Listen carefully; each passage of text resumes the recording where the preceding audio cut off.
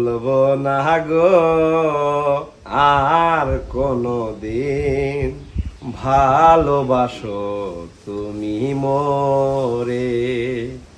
এই যে গানের কলিটা শুধুমাত্র যারা বেকার বসে আছেন, বেকারত্ব ভাবে জীবনযাপন করতেছেন, নিজেকে আর্থিক সচ্ছলতা কিভাবে বৃদ্ধি করবেন এইটা নিয়ে যাদের বিন্দু পরিমাণ মাথা গামানি নাই, তাদের জন্য এই গানটাই যথেষ্ট। ভালোভাবে বুঝবেন, গানের কলিটা একটু রিসার্চ করবেন। দেখেন আমার পিছনে আলহামদুলিল্লাহ আমার ভালোবাসার প্রতীক ছবি কিন্তু এখানে দাঁড়ায় আছে।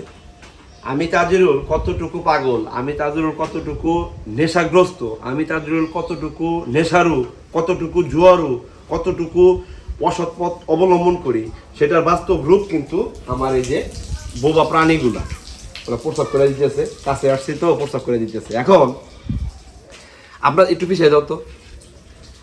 আপনাদেরকে যদি আমি বলি যে একটা ছেলে ঠিক কখন একটি কাজের উদ্যোগ গ্রহণ করে জানেন? দুইটা বিষয়ের উপরে।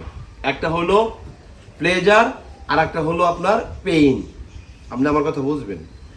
ছেলে হোক মেয়ে হোক, কখন একটা লোক কাজের প্রতি অ্যাকশনে যায় জানেন?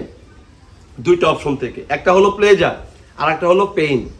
তো প্লেজারটা হলো শখ, ইচ্ছা, কিউরিসিটি, এবং পেইনটা হলো দেওয়ালে পিঠ থেকে গেছে, তার আর কিচ্ছু করার নাই, তার সামনে একেবারে অন্ধকার, কোনো পথ নাই। ঠিক তখন সে ঘুরে দাঁড়ানোর চেষ্টা করে। তাইলে কি দুইটা পারপাসে মানুষ কাজ করার অ্যাক্টিভনেসে যায় বা অ্যাকশনে যায়। একটা হলো প্লেজার আর একটা হলো পেইন। তো বেদনা থেকে আপনি আগাবেন, দেওয়ালে পিঠ থেকে যাওয়ার পরে আপনি আগাবেন, নাকি হচ্ছে হলো শখ থেকে, আপনার কিউরিসিটি থেকে, আগ্রহতা থেকে আপনি আগাবেন? এটা ডিসিশন, ইওর ডিসিশন। কথা বুঝতে পারছেন? এখন কিছুদিন পূর্বে এই যে ঘরটা কমপ্লিট করলাম, তার কিছুদিন পর দুইটা বাছুর ক্রয় করলাম। আলহামদুলিল্লাহ মোটামুটি 15-20 দিন হয়ে গেল বাছুর দুটো নিয়ে আসছি। এই বাছুরগুলা কি আমি ক্রিমির ডোজ করানো কমপ্লিট করা হয়েছে। এই বাছুরগুলা মাশাআল্লাহ খাবার দাবার গুলা ঠিক মতো খাইতেছে।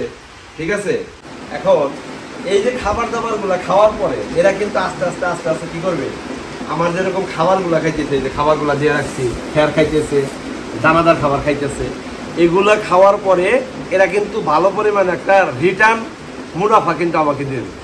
কথা বুঝাইতে পারছি কি? তাহলে আপনি যারা বেকার বসে রয়েছেন, আপনি যে বেকারভাবে লাইফ লিড করতেছেন, আপনার মগজের ভিতরে শয়তানের আখড়া কান্না জমায়ে ফেলছেন। আপনি ভালো কোনো কাজের উদ্যোগ গ্রহণ করতে পারতেছেন না। কেন?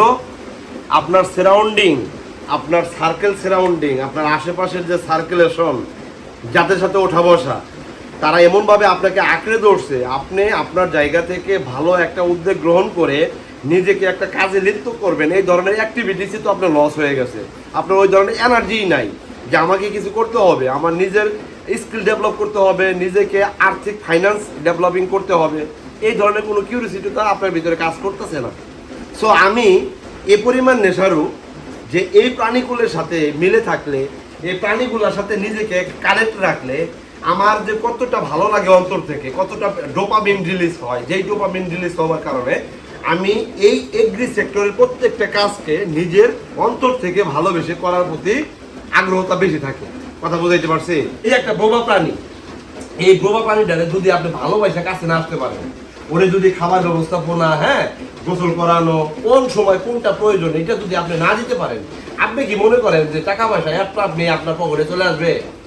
আল্লাহ তাআলা উপরে আসমান থেকে আপনাকে টাকা পয়সা ফেলাই দিলে টাকার ব্যাগ পাবেন আপনি, আর আপনি নিজে আর্থিক সচ্ছলতা বৃদ্ধি করবেন, এটা আপনার কাছে মনে হয়? না ভাই, কখনোই না। আল্লাহ তাআলা চায় বান্দা তুই কাজ কর, তোর কাজের বিনিময়ে আমি তোকে সফলতা দিব, তোর কাজের বিনিময়ে আমি তোকে উন্নত সাধন লাভ করানোর একটা পথ দেখাবো। তো সেই কাজে যেহেতু আমি হাঁটতেছি, আপনারা সবাই আমার জন্য দোয়া করবেন। আজকে হয়তো বা 6টা গরু বা 6টা চারির জায়গা আমি করার পরে আমি 2টা বাছুর ক্রয় করতে পারছি আলহামদুলিল্লাহ। সামনেতে আমার এই পরিমাণটা আরো বাড়াবো ইনশাআল্লাহ। আগামী 2-3 মাস পালন করার পরে এই বোবা প্রাণীগুলা ইনশাআল্লাহ আমাকে হয়তো 2টা থেকে 3টা বাছুর ক্রয় করার একটা ক্যাপাসিটি কিন্তু দেবে। তো এই আত্মবিশ্বাস, এই কনফিডেন্স এবং আল্লাহ তাআলার প্রতি দৃঢ় বিশ্বাস রেখে আমি যেহেতু কাজ করতেছি, আর আপনি যেহেতু বসে থেকে আমাকে কিভাবে টাইনে আসলে আমার পোশাক খুলে ফেলান যাবে সেই কারণে লাইগা আছেন, আপনি ওইভাবে থাকেন না, ওভাবেই থাকেন, আপনি দেখতে থাকেন আমি তাজরুল ভাই কোন জায়গা থেকে ডাইভার্ট করে কোন জায়গাতে পৌঁছাই।